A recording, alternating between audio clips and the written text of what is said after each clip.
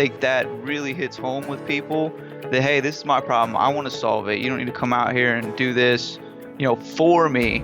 And I think the phrase that comes to mind is, when we do these things, we do them with you, not for you or at you. Today, I'm excited to welcome Ryan McCall to the show. Now, Ryan, as you'll hear, connected with me on LinkedIn a few weeks ago and said he really enjoyed the podcast. He was really moved by some of our recent episodes, and I got to chatting with him a little bit, and come to find out that he's relatively new to the lean movement. And I said, well, why don't you come onto the show and share your story? And Ryan was kind enough to carve out some time to do that. And so what we talked about today was just really how Ryan and his company have gotten started with lean, and just kind of what they've been successful with, what they've been struggling with. And then towards the end of the podcast, maybe about halfway through, Ryan turns the tables on me and just starts asking me some questions. And so it was fun to flip the mic around and be able to share, just some thoughts and ideas that I had in my head. So I think you're going to enjoy the show. Ryan is a great guy, and had a lot of fun chatting with him. So show notes for this episode can be found over at gembapodcast.com. Just look for episode 283. Again, gembapodcast.com. Look for episode 283. We also talk a lot about things like job instruction and value stream mapping and all that. And so if you want to learn more about that, be sure to go over to our main website, gembaacademy.com, and check out all we've got to offer there. If you can think about it, Lean and Six Sigma related, we more than likely covered it. So again, that's gembaacademy.com. Okay, enough from me. Let's get to the show. Welcome to the show, Ryan. How's it going? It's good. Thank you so much for having me. I'm a huge fan of the show, and it's an honor to be invited on. Oh, no. Well, thank you for coming on. Yeah, I was actually speaking to my business partner, Kevin Meyer. He's actually in town today, and he's like, how's the podcast, this and that? I'm like, it's good. And he's like, how are you finding your guests all the time? I'm like, well, people contact me on LinkedIn. I was like, why don't you come on to the show? Yeah, I was so surprised. I just contacted you on LinkedIn trying to, just get involved in the movement and everything, and all of a sudden it's, hey, come on the show. Yeah. Yeah. Well, that's what I love about the show, is like, we just try to get people, we get all flavors, we get the expert writing the books, and Mike Rother's speech was on last week, and then practitioners who are out in the field doing the work, we'd like to have it all, have a nice balance. So that's great. Yeah. I was taken a little off guard. So I think I just started listening to the podcast, and, you got this expert, and I think it was right after you did the Katacon stuff. Yeah. And so I was just kind of taken aback, like, oh, me? I don't know much, No, man, it's all good. We all have a story. So, all right. Well, hey, so before we get into that story, Ryan, since you listen to the show, we like to begin with our guest sharing a quote. So do you have one? I do. It's not, I don't know if it's directly lean related, but considering where I'm at and where our company's at in our journey, I think it fits really well. So it's by Jim Rohn, and it's, don't wish it was easier, wish you were better. Don't wish for less problems, wish for more skills. And don't wish for less challenge, wish for more wisdom. I think that just kind of really encapsulates at least where I'm at so far in this journey. Nice. I like it. All right. Well, let's jump right in. Why don't you tell us a little about who Ryan is, tell us about your background, and then tell us how you got introduced to all this lean stuff. So my background is mechanical engineering design. I work for a company. We make kind of heavy off-road equipment. So we do all the manufacturing in-house. So I've always kind of been in touch with the manufacturing side, just not directly. I was in the design side. Been doing that for about 8 or 9 years now. So right out of college, went into that. Recently, the company has, we're growing up. So we've had to make a shift and start doing some continuous improvement. That operational excellence became, a buzzword around. And to be honest, it's my boss and mentor.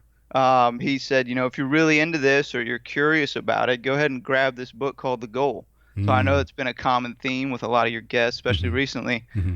So read that, and I was just hooked from then, and I've been gobbling up every book I can get my hands on since. Oh, that's so cool. Yeah, that goal, man, I remember my wife was working, we were both working at Nokia cell phone provider, this is many, many, many years ago. And we were all up into the, continuous improvement and all that.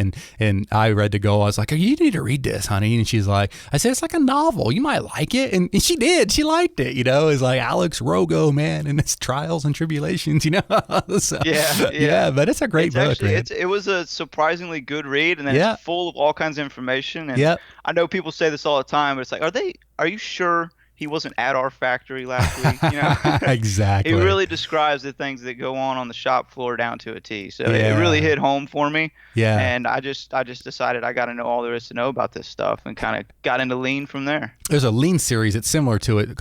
One of them's called the Gold Mine. Have you heard of those? I've not. I'll Yeah, have to yeah, write that yeah, down. yeah. Yeah, yeah. That's a good one. And it was a father and son and ballet fellows, and they wrote those books, and they're also like novels. So if you like that style, you probably like those too. So cool. All right. Well, I want to know a little bit more about your lean journey. I mean, obviously you're newer to the movement, which is really cool, and I would love to just get your impressions about kind of how you guys how you're getting started, and how you got started, but then what you're doing right now, and just let's talk a little bit about that, because maybe some folks listening are newer as well, and they might benefit from hearing your story. Okay. So kind of how we got started is, our company, we're growing like crazy, and we're a small manufacturer, kind of 100, but increasing that rapidly, employees. And we actually recently got purchased by an equity group. And so once that kind of happens, your goals and priorities shift a little bit. Mm-hmm. So we had to start meeting some hard targets. And this company that we kind of are working with, the equity partners, they're really big into manufacturing. So they kind of know what they're doing, and they were kind of able to give us a guiding light Mm-hmm. to go for. And that's where that operational excellence started to come in Mm-hmm. to the culture. Mm-hmm. And from there, we just started developing a team for continuous improvement. I actually was involved in a Kaizen event for one of our weld bays. And I just kind of, from there, I was in as the mechanical engineer at Mm-hmm. that point. Mm-hmm. From there, really took a liking to all this stuff, and just kind of dove in head first. And now I'm on the team for the continuous improvement, and kind of doing more of the leading training, and we're really getting the ball rolling with it. Talk about that But event. what I'm curious. What was that event? That welding event? What was the problem? What were you trying to do? So a lot of it's just really basic stuff. Uh huh. So kind of setting up the 5S, Mm-hmm. getting things organized in a way that makes sense, trying to get some sort of more of a flow structure in there, Mm-hmm. really hammering down inventory, Mm. and really working on that, getting the parts when you need them, at the point of use. So kind of some really basic stuff. Like I said, Yeah. we really hadn't focused on this at all. Mm-hmm. So kind of the things we're doing are kind of the basics right now, Yeah. but I think they're making a huge impact, which Well, is yeah. really Don't ever downplay the basics, man, because we all keep doing the basics, and if you ever stop doing the basics, you're probably in trouble. right, So, right. yeah. No, that's great. That's great. So talk a little bit about you found Gemba Academy's podcast. That's great. Thank you for listening and all that. Like, what else are you doing as far as, like, how are you guys reading books, going to conferences? What's your plan there? So far I've just been diving into books, Mm-hmm. and not with any real method to the madness, just listening to your podcast, hearing what other guests have said about the books they like, Mm-hmm. and then just going out and trying to get through those, not as quick as possible, but kind of get as much information as I can in. From there, my mentor had a few books, so he got the Learning to See Oh, yeah. Yep. and that series of books. So we're kind of reading those as they apply to what we're doing on the floor. Yeah. I actually recently read 2 Second Lean. Yep. It's a short read, but it's Yep. awesome. I think some of the stuff he's got as far as culture is concerned is just, it's really interesting and it makes common sense. hmm That one was a really good read. I enjoyed that. Let me give you a little tip on 2 Second Lean. That's Paul Yeah. Akers, a good buddy of mine. Yes. So here's what you should do. You should reach out to him, and he'll want to look at you. So he'll get you on Skype or FaceTime or whatever it is, and chat with you, and then he's going to start telling you to start making videos and all the rest of it. But so careful what you do if you do reach out to him, because it's going to open up a whole new can of productivity and continuous improvement. So you got to be careful what you ask for with Paul. But man, if you want motivation and you want someone to cheer you on and support you, there's no one better. So yeah, so Paul, I'm sure would love to hear from you. Oh, he's so inspirational. And actually, it's funny you mentioned that. I just reached out to him on LinkedIn a couple days ago, and he Yeah. got back to me Yeah. really quick. I was surprised. I'm sure that man's extremely busy, but he's just such an inspirational person. Yeah. He And sure is. He sure is. his ideas and philosophies about lean and keeping it simple and really moving the culture being the number one important thing, I think Yeah. is a real insight Yeah. for me. Fix what bugs you, right? Yeah, I love it. It's so simple. Yeah, exactly. So, what's been your favorite part of the journey so far? For me personally, I really like the idea of, fixing a process and making it better. So even before I got into this, it's funny because you say I didn't get into it recently, but until recently, but I've always kind of been driven to try and find the best way to do things. hmm So even before I kind of knew about continuous improvement, I guess I was kind of doing it. So I just kind of gave it a name a little bit. hmm So I really got into it, before I knew what it was. But that's my favorite part. It's just going out every day and just making things better and easier for the guys on the floor hmm and just kind of helping people out. I really, really enjoy it. Yeah. Along with the technical side, I love, the tools are great. They're cool. They're interesting. But the more I read, and the more I do it, it's really the people side that Yeah. excites me. Absolutely. Absolutely. So, flip side of that, what have you struggled with? What kind of obstacles have you faced, and what have you learned from that? I think when you're starting from ground zero, it's very difficult to figure out what you tackle first because you want to tackle everything at once. hmm So we've been kind of trying to figure out kind of a roadmap forward, and it's starting with training, but at some of these Kaizen events, like I said, and I know as we continue to do them, we're just going to get better at them. hmm But kind of that's been a struggle, and then kind of the usual, a little bit of resistance to change. Yeah. So I know some people love change, some people welcome it, some people it can scare them or intimidate them, hmm and just trying to, I think the biggest thing is trying to educate maybe hmm is the best way forward with that. hmm And so we're making strides there, but those are kind of the two things that stick out is the resistance you kind of get because I think that people don't understand and are kind of scared of the change, and the kind of where do you start chipping away when you have such a mountain to kind of climb. Yeah. Yeah. That's awesome. That's awesome. Well, something, Ryan, that is often fun to do on these podcasts with folks who are kind of just getting started with their lean journey is they might turn the tables and on the podcast and start asking me questions. So do you have any questions or anything that you've been struggling with that, I mean, I don't claim to have all the answers, but I've seen a few things over the years. So anything I can do to help you? Yeah, Ron, I appreciate flipping the tables. I know I could probably list off a dozen questions, but I'll kind of Yeah. ask the ones that really I've been thinking about the most. So I guess one that I did have was how do you balance kind of the listening and connecting and caring for the workers and really, serving them, that idea. You hear that a lot on your podcast. That comes up a lot in discussions with a lot of these kind of lean leaders that are out there. How do you balance that with kind of enforcing the 5S or the 3S or the kind of the discipline side? Good question. Yeah, you heard my answer a few weeks ago, didn't you? With Sarah, I told her to serve. Yeah, I feel like You can't- her and I really felt her Yeah. pain a little bit, Yeah, or her yeah. confusion. Yeah.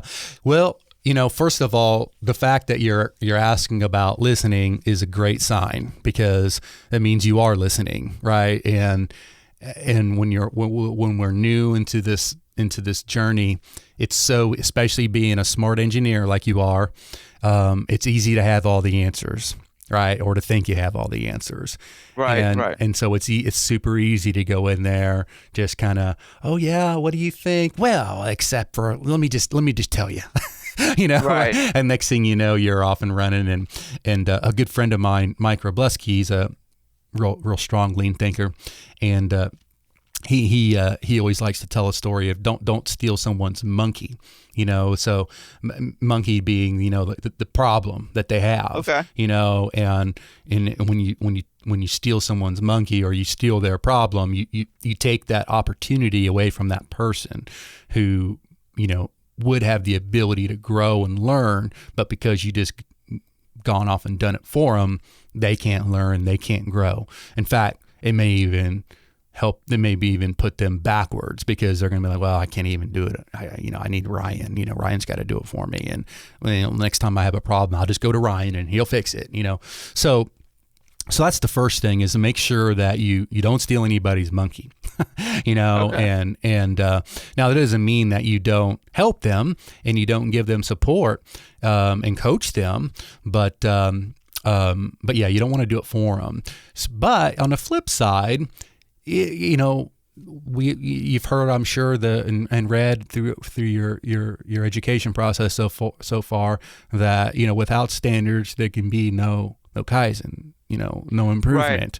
And so we do need to get my other business partner John Miller wrote a blog article a few weeks ago, something to the effect of, can there be too much scientific thinking? And his point wasn't that we shouldn't be thinking scientifically. Of course we should be. But his point was there are certain times to where you don't need to think, you need to do. Right? Like there Yeah. might be an Yeah. engineering solution to a problem. And for sure, if you do this engineering solution, it's going to be good. Well, at that point, the thinking about what to do may not be needed. We know what to do because you went to how many years of school, right, to be a smart engineer. So don't throw that out with the bathwater, right? I mean, but you can still use more of a scientific thinking process perhaps to implement that solution. So we can talk about, hey, as our next step, how about we do this, and then maybe you slowly introduce your engineering solution, see what you learn, because, it may be slightly different than what you learned in class, right? So I think there's that balance between, listening, hoping they come up with the answer, and it's killing you because you can help them with your knowledge and your experience. So that I think it's okay to offer advice, to offer potential countermeasures, but you go into it with the spirit of learning and experimentation, even if we're going to learn and experiment with some ideas that I have, because often when we're thinking about scientific thinking, the coach and the learner, the two people who are kind of going through it together, neither one of them really knows for sure, right? Now, the Okay. coach might have some really good ideas, the learner might have some really good ideas, but that's why we ask at the end, how soon can we come back together to find out what we have learned, right? Because we are both learning, right? So I think that's the thing. Don't think you have all the answers. You might have some really good ideas that are worthy of exploration, but do it with that spirit of experimentation and learning instead of telling. And and I think you'll be in good shape. Does that make sense? It does. It does. And I really like I guess the analogy or the story about stealing someone's monkey. I think that really hits home with people Mm. that, hey, this is my problem. I want to solve it. You don't need to come out here and do this, Yeah. for me. Yeah. And I think the phrase that comes to mind is, when we do these things, we do them with you, not for you Yeah. or at you. Yeah. Yeah, you talk about doing lean at people. I know you've used Right. that phrase a lot. Yeah. Yeah. And Yeah. I try and be mindful of that. I guess for me, it just, there's also kind of the idea that there's some basic principles that you just kind of have to, Yep. or disciplines, I guess, that you Yep. have to kind of adhere to. Yep. And so there's that tension there between the two. Yep. Yeah, exactly. I mean, So if you, 5S is what it is, right? right, that's what I'm saying. So Yeah, yeah, you're on your video. I think you said 5S. If you don't 5S, you can forget the yep, rest. yep. And so it's kind of that, guys, I'm here to help you and serve, and we want to do better. But at the same time, we got to ask you to do these certain basic tidiness and cleanup and protocol standards in order to start heading in that direction. Well, let me jump in there because there's one thing. I don't know if you've gotten into TWI yet at all. If you've heard Skip Stewart, I'm sure on the podcast, he's a huge, TWI practitioner. And one of the movements or one of the programs within TWI is job instruction. It's how you instruct people, right? The best way. Have you tinkered with that at all? I have not gotten Okay. into that topic Yeah. yet. So what we do within job instruction is we identify, something that we want to do. We might call it a key, a key step or a major thing that we want to do. But then we talk about the key points to that. Okay, so here's the big thing, but here's what that is, and we dig in a little bit deeper.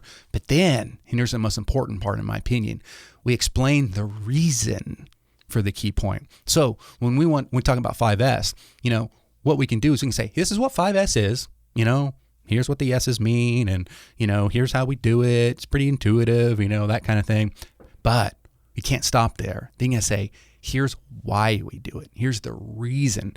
And here's our reason as a company, why we are doing it.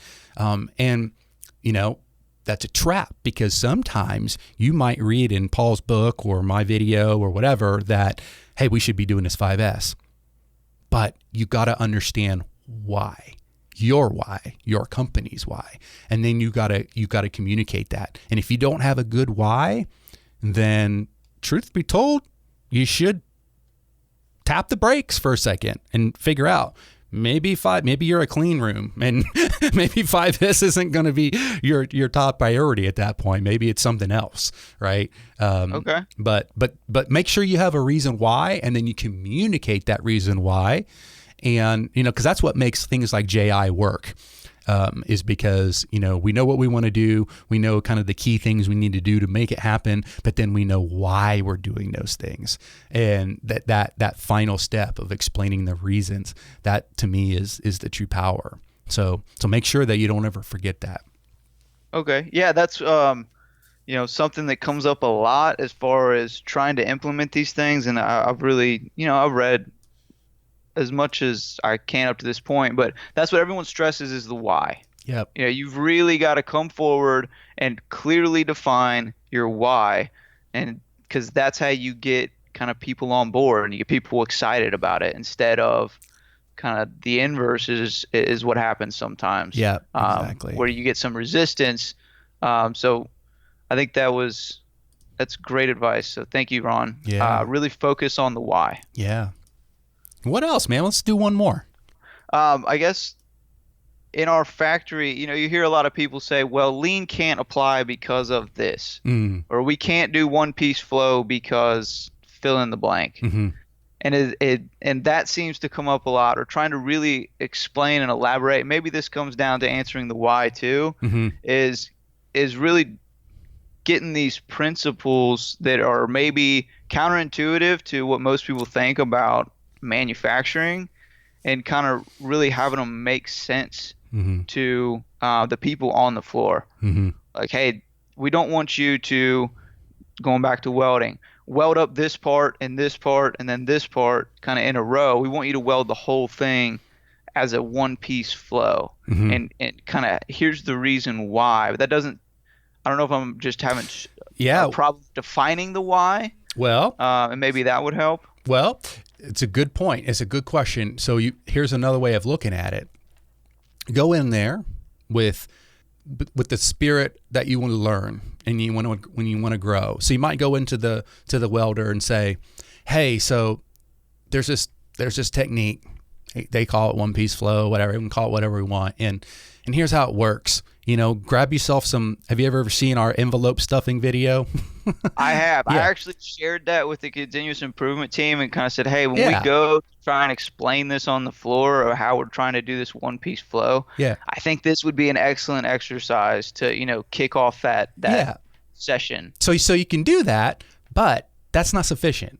That's just enough. They might be like, yeah, that's cool, but we don't stuff envelopes. That's nice, but I think that's exactly kind of what happens when you go down that road. right. So what you got to follow it up with is say, we just saw the principles, how they work with envelopes and seem to work out okay. But what can we do to see if it works in our business? And truly go into it with that spirit, not like it's going to work, because you don't know. You've not done it, right? So that's true. So go into it with the spirit of, let's see if it works.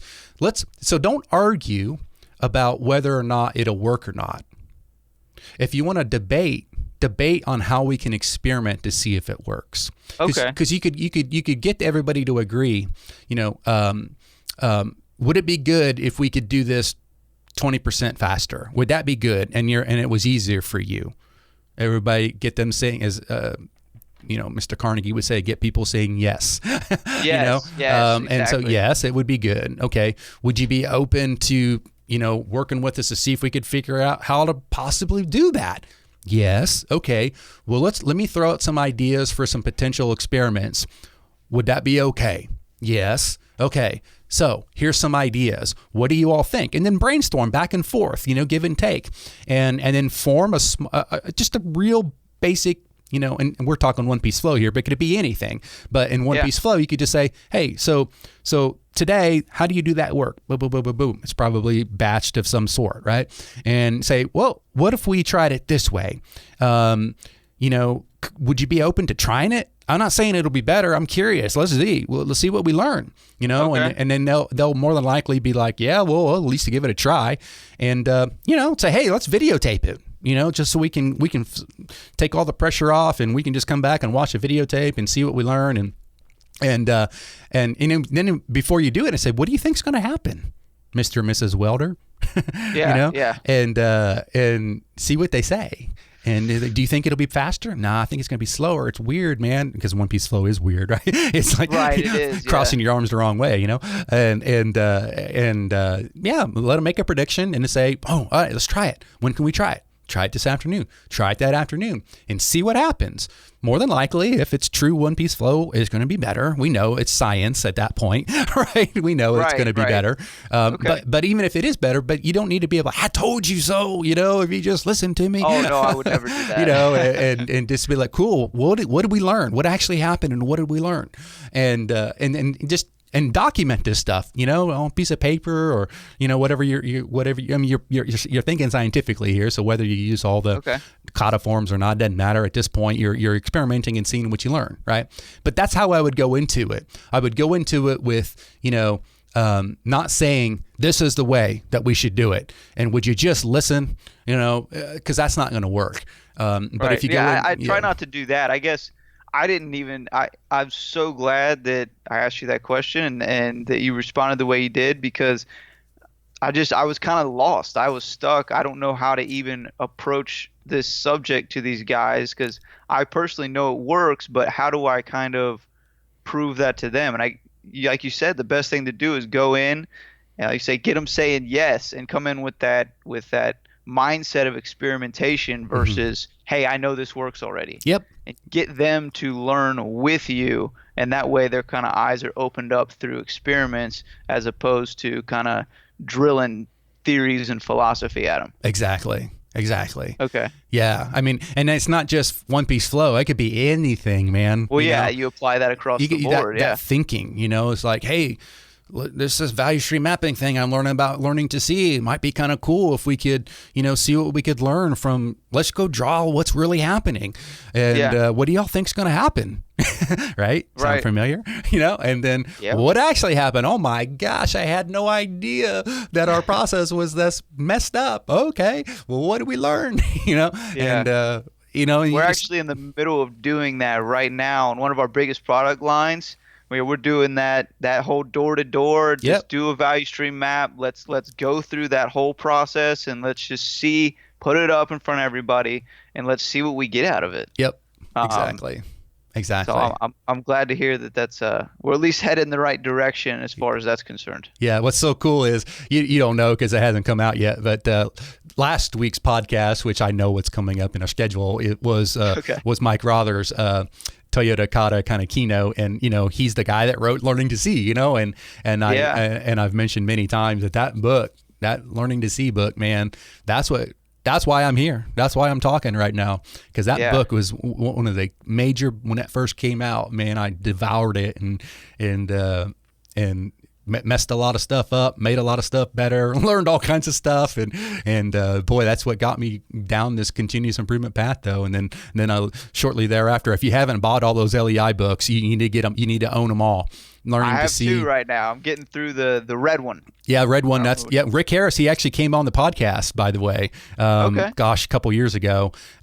He's one of the authors on that one about creating cells and all the rest of it. But then creating level pull. There's making materials flow, I believe, is the green one. I mean, I got them all, and those are really, really, really essential books for folks, especially if you're in a manufacturing environment. I mean, they're very manufacturing centric. Oh, yeah. So if you're in that world, man, you definitely need to you can buy a whole pack of them. Just tell the LEI guys at Gemba Academy sent you.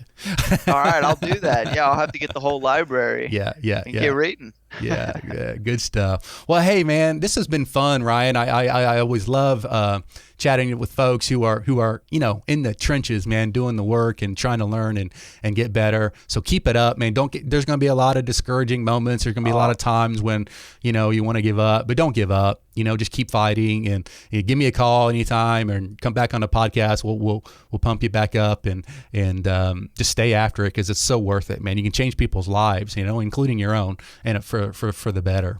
Yeah, then going back to Paul Akers, just the stuff he's done and just to see him apply it to every aspect of his life. Yep. I mean, he's a huge inspiration, and I go in every day and I don't get discouraged. I don't get down even when things get tough, and that goes back to that quote. You just gotta buckle down and just get better, be better, kind of apply the principles to yourself on a daily basis. Yeah. And Ron, I really appreciate your feedback here. I think we had a great conversation. I've got a list of stuff that I got to go check out now. So I'm really excited we got the chance to do this. Very good, very good. And if you guys are into the conferences and all that, AME, Katacon, all these conferences, those are great opportunities to network with folks and to learn, attend some workshops. So those are always super, super helpful to go to. I would love to look them up, and I'll find the next one I can get to. Very good. All right. Well, keep it up, Ryan, and stay in touch. Maybe we'll have you back on in a year, and you can tell us what all the amazing stuff that you've been working on. That would be awesome. I'll probably have a lot more to talk about then. All right. Be good. Thanks, Ryan. All right. Thanks, Ron. Thanks for listening to the Gemba Academy podcast. Now, we invite you to take a no-strings-attached, fully functional test drive of GembaAcademy.com. Gain immediate access to more than 1,000 Lean and Six Sigma learning resources, all free of charge, at GembaAcademy.com.